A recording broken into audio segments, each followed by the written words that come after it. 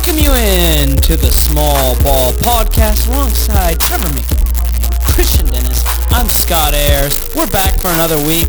And fellas, we just had the weekend of a lifetime. You could say that this trip that we went on this past weekend fulfilled a lot of fantasies. Whoa, you like that. You do? You like that? You see what I did there? You like that.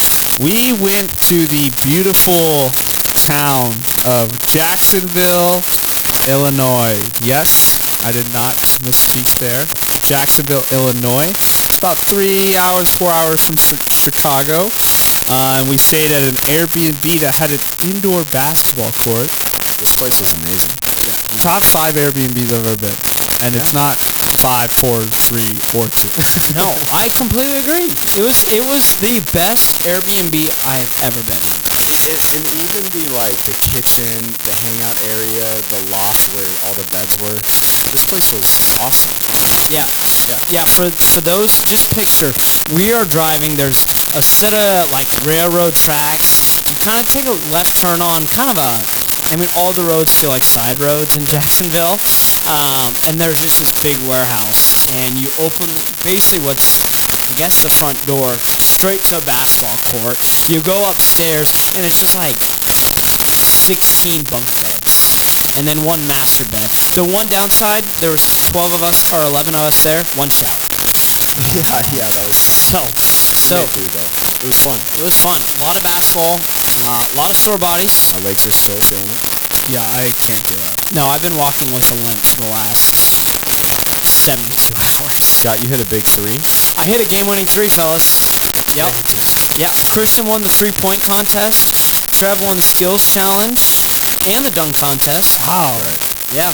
All-around player, right? All-around player. I got second in the dunk contest. Special Very time. special. And the whole point we were there, we drafted our fantasy team. So, we're just going to share our prize pupil, our favorite player that we picked. And I'll start. I had the second pick of the draft. This was a dynasty fantasy draft. So what that means is we keep this player as long as we want. Their whole career if we want. We could trade him later. But I got Luka Doncic. I'm excited to have him. Yeah, getting Luka anything beyond 2 wasn't going to be possible. You traded up. I traded up to get Luka. Think about it. The dude's 24. I'm 24. Whoa. I get to grow up with Luka Doncic. Yeah. That's cool. I didn't even know you guys were the same age. We're the same. We are the same. I'm just not 6'8" and that skilled at basketball. Yeah. So. But you both love the game. I feel like you guys could be friends in real life. Yeah? I think personality-wise, you guys would giggle so much together. We would be giggle boys. The giggle boys. Yeah, We would hound refs on the court, both of us together, though. Yeah. Definitely. You guys could both get kicked out. Definitely. I got LaMelo first round, but my favorite part of the draft, more than half my teams are. But favorite part of the draft was 5th, 6th round, or 6th, 7th round. I got Tyrese Maxey, and then I got Anthony. So I've got just 2 young gun point guards that hopefully can bloom into something very beautiful. Speaking of young guns. Oh yeah, I also got John Morant. Yeah. So from the guard perspective, your team is stacked. So many Absolutely point guards. stacked. You get a point guard. You get a point guard. But all those guards are so good. Yeah, so when everyone zigged, I zagged. A lot of people went younger. I went older. With my first pick, I ended up with Giannis Antetokounmpo. Giannis with the T. Giannis. Sorry. I was thinking, learn how to say his name. I was thinking of Antetokounmpo. I was wanting to really Get it right. enunciate that part that The T was I on. overdone. Yeah, so Giannis. I have Giannis. And then I got Sabonis with the second round. I had the 17th pick, and I swapped with the 14th pick as well as some other picks to snag him, and I am just through the moon. I'm so excited. You're not only through the roof, but I am through the moon. Through the moon. I am through the moon. It is a saying now. I'm going through the moon. The saying is through the roof, but I am through the moon. That is how excited I am. That's how excited he is. That was intentionally I intentionally said that because the roof It's not high enough. is not the ceiling. The ceiling is the roof. The roof was not high enough. I had to go to the moon. I'm so excited to have Yeah. this bonus on my team. You went win now, and your team is infinitely better than just everyone else. Trevor and I kind of went with the hybrid approach. It was like some young, some a bit older to be competitive. Some very old. Yeah, you do have old man I LeBron. have two 38-year-olds. And I have Al Horford. Who's 60. He's literally in a nursing home next year, and I'm like, I'll take him in the 20th. But yeah, overall, a great weekend. If you are interested in Dynasty basketball, highly recommend it. Do it with some friends, because there is nothing like building a team and being like, this is my game, like X amount of years. But do it with friends who don't have commitment issues, or else that leads to unsure. Yeah, I mean, we've been in a fantasy league for 4 years now, so this is our first time doing a dynasty league, but we had at least, a foundation to go off of. Yeah, so maybe a year from now, we're able to give tips and tricks to first-time Dynasty players. Right now we can't. We don't know what we're doing. It would be horrible. Yeah, because I don't know what I'm talking about. But in a year from now, I'm going to be a wizard at this. Scott's going to be league-wide, nationwide known as the Dynasty Whisperer.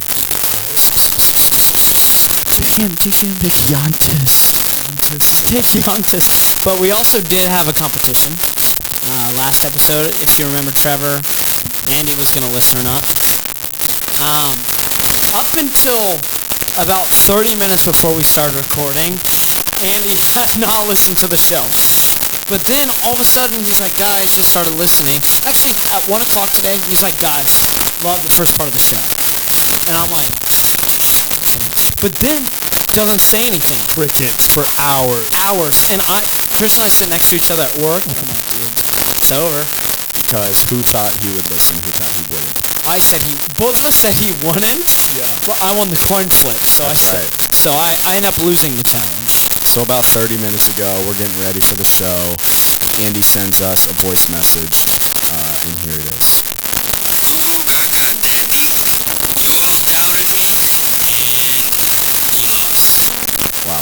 Well, So Scott, you're a loser. A big loser. Yeah, and with that, Scott, you have to put on this extra large hot dog costume and wear it for the rest of the episode. perfect. All right, I'll step off camera. This is going to look so good on you, especially since it is, like I said, extra large, and you're probably like closer to an extra small than anything. Oh my gosh. This is good. It looks comfortable. Roll your sleeves up a bit so it's just like a t-shirt. Yeah. For all the listeners right now, Scott is just rolling up his shirt sleeve so that we just see buns and arm. It looks really good on you. Great. Well, we have a show to do. Now the show can begin. Yeah. This is really nice, guys. But I feel good in this hot dog. I wish it was an extra size bigger. So I could really be A comfortable. little snug. A little snug. Yeah, well, let's get into the show. Let's talk. We talked about him a little bit last week, but there's even more now. Damian Lillard, the sweepstakes. It's getting a little bit warmer and warmer. But a new report and a new team that is a front runner, the Toronto Raptors, have started this week as a front runner to get Damian Lillard. And guys, do the Raptors have the pieces to make this actually work? And is this a trade that makes sense for a team that wasn't really interested in a guy like Kevin Durant last year? Why would they be interested in Damian Lillard this year? I think that they do have the assets to make this trade because, like we said last year on the pod for KD, we felt like they had the assets to get Kevin Durant. And I think the reason why that they became the front runners for Dame is kind of because Fred VanVleet left in the offseason. So they kind of have a hole at that guard position unless you want to go with the EuroLeague MVP, Dennis Schroeder. true. He is the MVP. Or I guess not EuroLeague, but FIBA MVP. So to me, it makes sense. The East is wide open. You know, we always say the Sixers are contenders. They're a dumpster fire. The Celtics acquired Kristaps and moved Marcus Smart. I don't know why I said it like that. So that's a big change to the organization and the culture of the team. So we don't know how good that team is going to be yet, because it's going to take some time to get the chemistry going. So the Raptors get Dame. I think that kind of makes them a contender. I mean, there's also teams like Milwaukee and Miami in the East that are obviously really good teams. So it's the when you compare the East and West, obviously the West is so strong. The East, it doesn't have the same level of talent. So like you're saying, you add a guy like Damian Lillard and pair him with OG and Pascal, that's a good team, and that's up there with those other squads if they can get the culture and have a good coach. Yeah, I think that they can compete with the best of them in the East if they get that deal done. I completely agree, and it does wonders when you have a top team playing there too, and, you know, a fringe top 5 potentially for at the same time. So the big question is obviously the report of Damian Lillard, whether he would actually play for a team that's not Miami.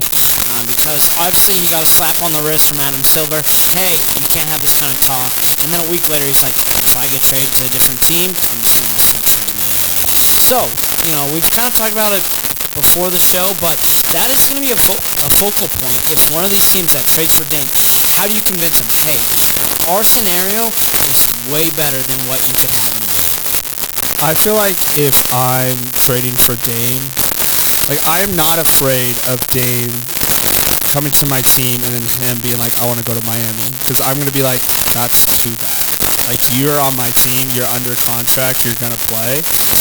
And then, you know, let's say worst comes to worst, maybe we revisit that someday. But for right now, you're on my team. And, you know, a lot of people say, oh, Portland owes it to Dame to trade him to Miami. No, they don't. Like, they paid him as much money as he can possibly get, and he asked to go to Miami, and Portland's like, okay, we'll try to work with that. And Miami just doesn't have what they're looking for. So I think it's very fair for Portland to move on and trade him to another team. And I don't think Dame is gonna get traded to another team and then just like not show up and not play. Because that looks bad on Dame. That affects his image. That affects his reputation that he's built in the league. And the league wouldn't allow it. Adam Silver has stepped in already and told him, you're not allowed to do this. So, if that's telling for anything, it's that Dame's going to play wherever he's traded. I don't think that's something that Toronto fans should be worried about. So yeah, for the Raptors, I think I'm in alignment with you guys. I think that this potential idea of having Dame on the team could be really awesome. But there's the looming question of who are they giving up? And it makes the most sense. Two different things. You want to make sure you stay competitive, so you can't give up the big names, which are Siakam. I think OG, I think you would want to make sure you keep as well, which leads to Scotty Barnes, Grady Dick, and probably some picks. And if you're Portland, that should be a really interesting offer too, because now you're getting young assets that aren't point guards that you can actually play in year one for a guy like Grady Dick, and you know Scotty Barnes can start in that lineup for you. So that's probably what Toronto will have to give up. I know Raptors fans love Scotty Barnes, but at the end of the day, like, yes, loving players is great. We watch teams to try to win championships, not to like be fun guys to watch. And so if you think Damian Lillard can help win you another championship, you make that trade 10 times out of 10. Definitely. And I was talking to a Raptors fan who I met through work. I had a Zoom call with him. And I asked him, was like, what are your thoughts on the potential, of Dame coming to the Raptors? And like, who would you trade? Like, are you trading OG? Are you trading Scotty? He's like, in his opinion, he was saying that Scotty Barnes and Pascal Siakam cannot coexist on the same team. And if they're getting Dame, they're trading Stat. That was basically what he said to me. And the more you think about it, it makes sense. You know, they're two players that need the ball, and they play similar styles. They're not great shooters. They attack the hole. And then, but when you bring in a guy like Dame, who can shoot, can facilitate, that opens the game up for Pascal, and that makes the Raptors so much better. So, I think it's a great package for both teams because, like you mentioned, Scotty Barnes and Grady Dick are not guards. They play positional. They play positions that the Blazers need. You know, Scoot, Anthony Simons either do Shaden Sharp, probably. Jeremy Grant's on the team. You could do Scotty Barnes in that lineup. Matisse Thybulle. Like, that is a more attractive team to me than having Tyler Hero and Tommy Hawkes and Nikola Jokic. Yeah, I agree. Yeah, for Portland, the idea of getting Scotty Barnes is so appealing. Like, I love Scotty Barnes. You guys know that. You're a Scotty Barnes guy. I am. And for them to get Scotty and add them to this core, alongside with just a nice throw-in of Grady Dick, like, that team becomes a really solid young core. Because you could look at Anthony, you could look at Scoot, and like you mentioned, Shaden Sharp, and that's a good recipe that you're starting with and a good foundation. There's bound to be a star or two in that mix. Especially when you're in this position where it's like, I think everyone in Portland realized, hey, this isn't going to work with the assets we have, which really quickly makes me want to mention one other trade that I heard, and that's the Suns have been rumored to potentially be a third party in these Dame trades, and one of the reporters essentially came out and said, well, we need a really great defensive center, so essentially trading DeAndre Ayton for Yusuf Nurkic, which just, I mean, that, what have we seen from Nurkic? This is probably a pretty big Answer Nurkic podcast. Yeah. Besides 2018, why do you have interest in Yusuf Nurkic? I don't know, Scott. That's a great question. I don't know if the Suns do. I heard that rumor as well. It's a weird time for rumors to be coming out. I feel like this time of year is like, all right, we're getting ready for training camp. Season's about to start. I think the preseason starts in like 3 or 4 days for the Suns, and they're coming out with rumors of like, DeAndre Ayton, we may trade. That's wild to me. And for Nurkic, It makes him worse. Nurkic sucks. yeah, he is so bad. When I think of Yusuf Nurkic, the first thing that comes to my mind is not defense. So why do the Suns want a defensive center and want Yusuf Nurkic? Go get Mitchell Robinson. That doesn't make any sense to me whatsoever. And so, if somehow this becomes a 3-team trade and Nurkic goes to the Suns and somehow the Suns get DeAndre Ayton, the Blazers get DeAndre Ayton on top of getting like Scotty Barnes and Grady Dick in this Dame trade, like, the Blazers are off to a really, really nice reset. Yeah, it just, that also just takes away from Ayton. Because Ayton, although he has lapses, he can still have dominant performances. Nurkic, we haven't seen that from him in years. And he's not some defensive stopper or wall if you're hoping to win with a guy like Jokic. If that's your idea, Jokic and Cat and the good bigs in the West, Nurkic isn't the stopper. He's not the answer. He's a blob on the court that gets cooked nightly. Yeah, I agree. Do you think Ayton gets so much slack just because he was the first pick in front of, like, Luka and Trey? Like, is that really the only reason why he gets so much hate? It feels like it. It is interesting too, at least in my experience talking to Suns fans. Actually, it depends on some, because some are like, no, I'm glad we took Ayton over Dame and all that. I'm like, No, that's a Come lie. on. Stop lying to you yourself. can't be. And I bet most Suns fans know I guess what Luka did to Luka, actually. But yeah, I mean, Ayton's a good big. Like, he's not gonna be out of the league for quite some time.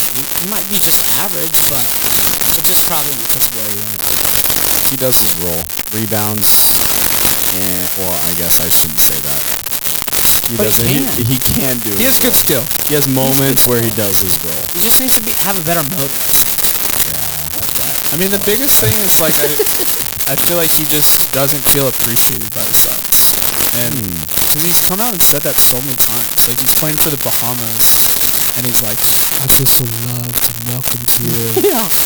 I'm just so excited to be here. And then he, like, talks about the Suns, and it's just like, it's just an innate human desire to be loved. Oh. Yeah. That was nice. Listen to a small little therapy session. Andre, close your eyes. Whoa, I won't let you go. Oh, we love you, DeAndre Ayton. We love you. You are loved. You are seen. You are valued. You are cherished. All right, Trev, let's move on. Yeah, let's move on. Boys, this time of year, there's a lot of hype around certain players, and it leads me to really start thinking about, man, do I want to buy into this hype? You know what I mean? So, like, Exactly, Scott. oh, You're going to lead me to my next sentence. Here it is. Overrated or underrated? whoa. Overrated or underrated? Small forward edition. Okay. All right. Do we both get to answer? You guys can take turns.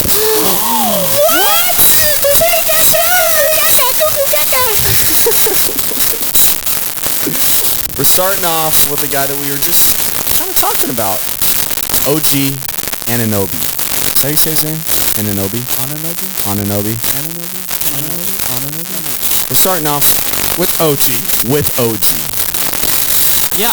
Do you want me to take this one, Christian? Go for it, man. Sure. I'll touch on OG.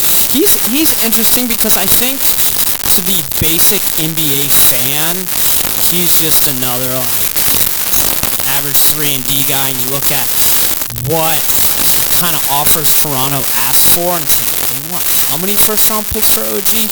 When you take a deeper look at it, he really is in the upper echelon of defenders. There's not really any other wing or perimeter defenders that you would rather have. And he's even said that he wants to be more involved in playmaking. He wants to be more involved in just handling the basketball. I don't think we got to see that because of Fred VanVleet. I think Fred was just very ball dominant. So I am going to say OG is underrated. Wow. I was gonna say he's overrated. Should I give a perfectly rated option or no? We all make a choice. Yeah, but we can also say, like, I'll say slightly low, slightly high. I like that, Scott. Next, I'm glad you are not answering this one. Michael Porter Jr.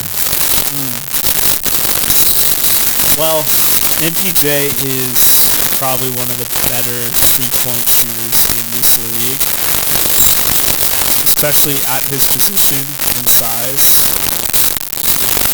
I kind of feel like he's underrated.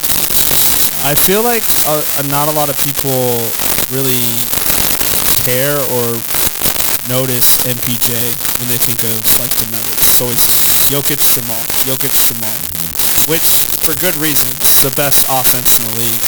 But like Jokic and Jamal do a pick and roll, and you have MPJ in the corner who's shooting like 45% from 3-point. I don't know what his actual percentage is, but it's probably around there. It's like he's insane. He provides such good value for a team that is, centered around a passing big. So I would say that he is underrated. Good answer. I would agree with him. I like that, Scott. Alright, this next guy is on a team that tends to get overlooked a lot. He's coming off a injury-riddled season, so his stock seems pretty low right now. So I'm wondering, Scott, Brandon Ingram. Well, the reason why I start with oh gosh is we've had discussions of like signing a BI, but Brandon Ingram is really good. He's really good at basketball. Also, he's on my fantasy basketball team, but that's a side note. Gosh, it's so hard. Like, I don't know. He isn't really talked a lot about when you think of big media. Like, ESPN doesn't talk about Brandon Ingram. They talk about Zion. Bleacher Report doesn't talk about BI. They really just talk about Zion. And I think because everything is so centered around Zion and the rest of his antics and affairs, no pun intended, I would say BI is underrated from the national media perspective because they just don't really talk about him. And I think BI is good enough to be a number 2 option and a fringe number 1 option for the Sixers. Wow. Okay. Thank you, Scott. What do you think, Christian? You agree with that? I kind of agree, just because I feel like that year where he was an all-star, everyone was like, B.I., he's so good, all that stuff, and then everyone just, like, doesn't care anymore. Yeah, they just don't talk about him. And so, to me, when a guy doesn't get talked about, but he's, 24, 25 points per game, that means he's underrated. Okay. 2 more, all right? All right. 2 more. Christian, this guy has a lot of hype around him right now, and he's seen as one of the best young players in the NBA. He does it on both ends. This guy's hyped up. Mikal Bridges. Ooh. Good one. Personally, I think he's actually a little overrated. Whoa.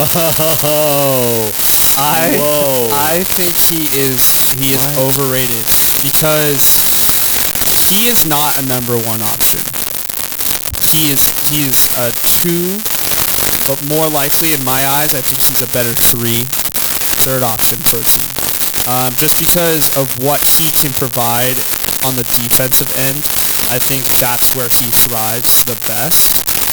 And if he's doing it both, if he's scoring the ball and playing defense, I just don't think he can play his defense to his max ability because he has to exert so much energy on the offense. Plus, you look at the Brooklyn Nets and that team, and you even look and this again could be the matchup against the Sixers. If they got swept, then those are going to be close. And if he's your number 1 option, you're not going anywhere. Like, the fact that they made the playoffs this year, I think, is mainly off of their record before the trade deadline. Yeah. Like, that's just what I think. So, I think Mikal Bridges is overrated. Okay. I was not expecting that. I love him as a player. He's just, he's so good. Yeah, I think you do bring up some good points as far as him being a number 1 option, because right now that's what seeing one eyeball for Scott of the stupid hot dog costume. Yeah, I don't know. That one's hard. That's a hard one. Okay, last one. Let's see. Who did I pick? Oh yeah. This guy has a lot of value. Was a free agent this offseason. A lot of teams wanted him. Kyle Kuzma. Give me a chance.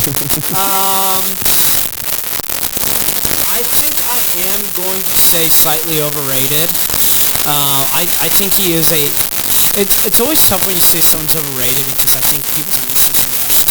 What? No, they are good at basketball. It's like, no, Kyle Kuzma's good at basketball. I just think because he played in LA, because he played with LeBron, there's almost this expectation that he is this certain caliber of a player, which he isn't.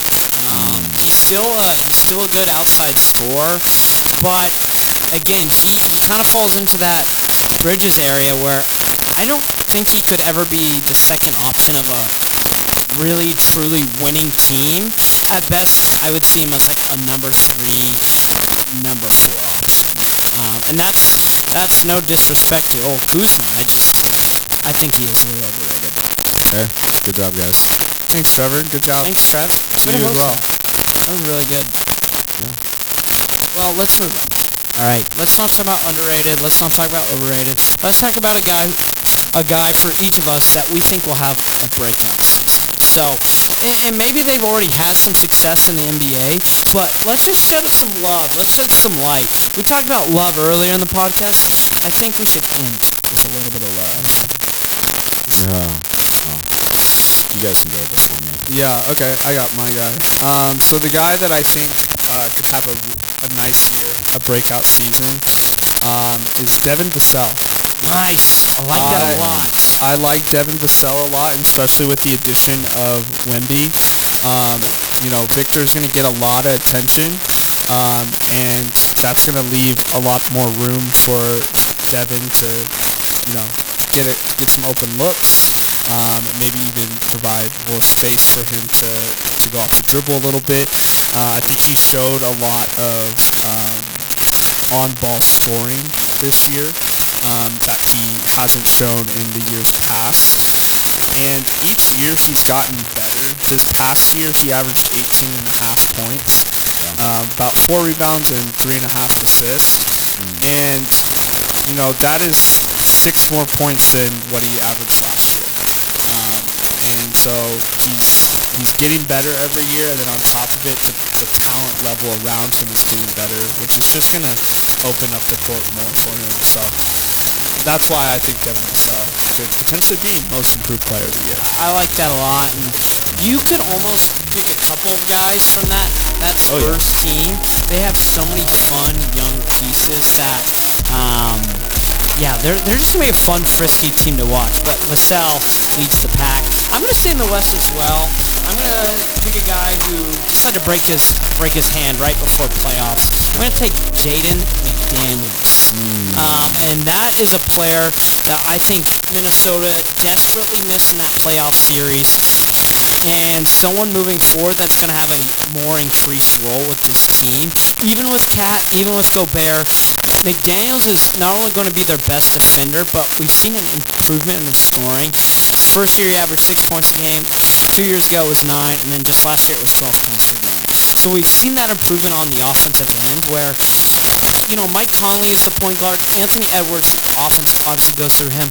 But don't be surprised if you see McDaniels become maybe even a 15, 16 points per game scorer. So that might not sound like a huge jump, but when you have a guy who is as good of a shooter as Anthony Edwards, to get 16 points a game from Jaden McDaniels, plus being a defensive player of the year candidate, that, I think, warrants a guy having a chance to win East Defensive Player of the Year. That's good. My guy is, to no one's surprise, Franz Wagner. Yes, your king. He's, and I say this every time I bring him up because this matters. He does everything. I say this a lot. He's 6'10", right? And he scored just under 19 points per game last year. His three-point percentage was 35 point something his first year. Last season, he upped it to 36%. So he's continuing to improve.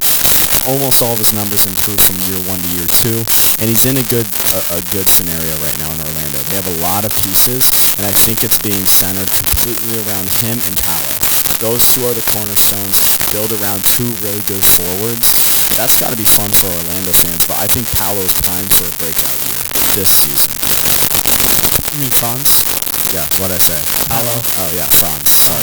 I also, when I was thinking about names, and I was like, I've talked about Franz a lot this summer, but I thought of another name that I have kind of come around on as I've kind of looked at his numbers and thought more about it. Jalen Green.